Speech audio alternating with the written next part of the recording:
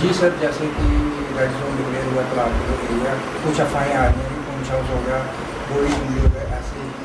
तब क्या कौन कौन सा एरिया जो है वो क्लियर कर रहे हैं? इसमें मैं कहना चाहूँगा कि जो रोहित केनी जी की डेथ हुई है, एक 38 ईयर्स ओल्ड यूथ थे और एक हफ्ते के भीतर ही उनका कोविड पॉजिटिव आने से डेथ हो गई। उसमें जो इमेज कैंप गोल गुजराल में भी कुछ केस पॉजिटिव आए थे, फिर उनके कॉन्टैक्ट्स के आगे जो एसओपीज़ हैं प्रॉपर फॉलो किए गए कि उसमें, और जो कॉन्टैक्ट्स जब पॉजिटिव आते हैं फिर उसमें एसओपीज़ के मुताबिक पूरा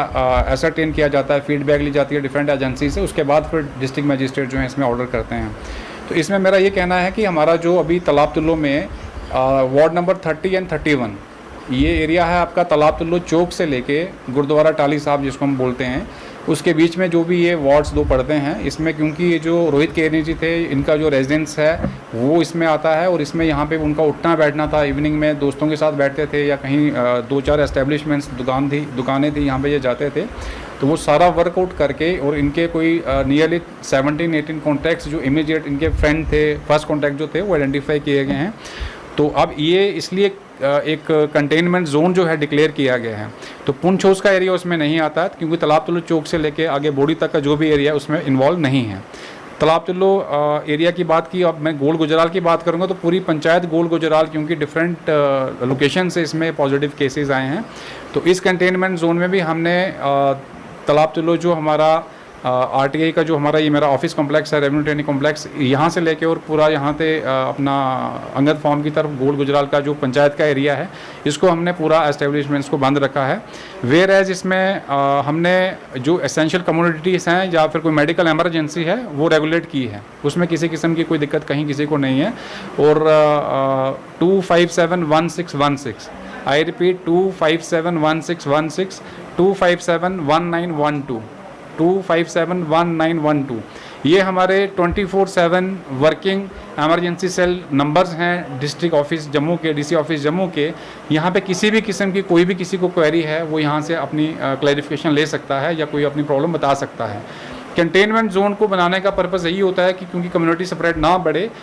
इमिडिएटली जो पॉजिटिव केसेस आइडेंटिफाइड हैं उनके जो फर्स्ट कॉन्टैक्ट्स हैं उनकी इमिडिएटली एसओपीज़ के मुताबिक 2 दिन या 3 दिन के बाद उनकी जो सैम्पलिंग की जाए और उनकी रिपोर्ट्स आने तक इसको कंटेनमेंट जोन रखा जाता है ताकि ये कम्युनिटी स्प्रेड आगे ना बढ़े। और मैं अपील करूँगा सभी को, जो भी इन वार्ड्स के, इन पंचायत के लोग हैं, कि आपके माध्यम से उनसे मैं गुजारिश करूंगा कि हमें इस चीज़ के इसके लिए आप अपना ताउन दें, कोऑपरेट करें और इसका पूरा पालन करें, क्योंकि इसमें 144 सीआरपीसी इम्पोज है, डिज़ास्टर मैनेजमेंट एक्ट इसमें इम्पोज है और इसकी वायलेशन अगर होगी तो उसमें 188 आईपीसी के तहत इमीडिएटली आपके खिलाफ एफआईआर हो सकता है, कार्रवाई हो सकती है। बट वो हम कभी नहीं करना चाहेंगे। आप कानून का पालन करें और ये मुझे लगता है कि जैसे ही जो ये पॉजिटिव के कॉन्टैक्ट्स के जो आगे रिपोर्ट्स जैसे आ जाएंगे 2-4-5 दिन में, जितना टाइम उसमें लगेगा, उसके बाद उनकी रिपोर्ट्स अगर नेगेटिव आएंगी तो इमिडिएटली इसको फिर से फ्री किया, जोन को फ्री जोन किया जाएगा। कौन कौन सी शॉप्स जो है वो खुली रहेंगी तो बाकी बंद रहेंगी? फिलहाल इसमें 2 दिन के लिए हमने कंप्लीट लॉकडाउन किया है इस एरिया में, और इसमें जो ग्रॉसरीज इसेंशियल जो कमोडिटीज़ की दुकानें हैं उनको फेज्ड मैनर में हम रेगुलेट करेंगे। इसमें फ़िलहाल हमने इसलिए टोटल बंद किया क्योंकि शॉप पे कि आप कंटेनमेंट जोन का मतलब है कि 144 जो इम्पोज्ड है कि 2-3 से 4 लोग से ज़्यादा लोग कहीं पे भी एकत्रित नहीं हो सकते।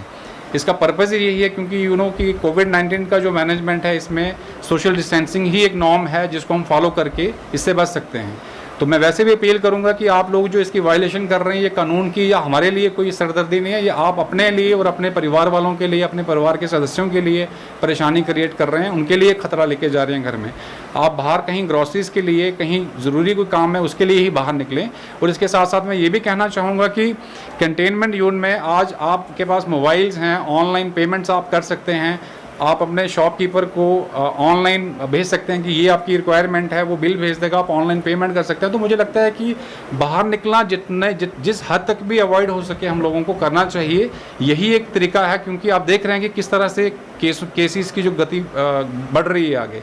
केसेस दिन ब दिन बढ़ रहे हैं। तो ये इससे हमें यही पता चल रहा है कि हम लोगों की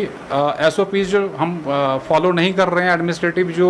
गाइडलाइंस हैं उनको फॉलो नहीं कर रहे हैं, तो उसी वजह से ये परेशानी हमें आ रही है। इसको रोकने के लिए इतना ही कहूँगा कि आप लोग पूरे नॉर्म्स को फॉलो करें और कानून के दायरे में रह के अपनी जो ज़रूरी चीज़ें हैं उसके लिए ही बाहर निकलें। धन्यवाद।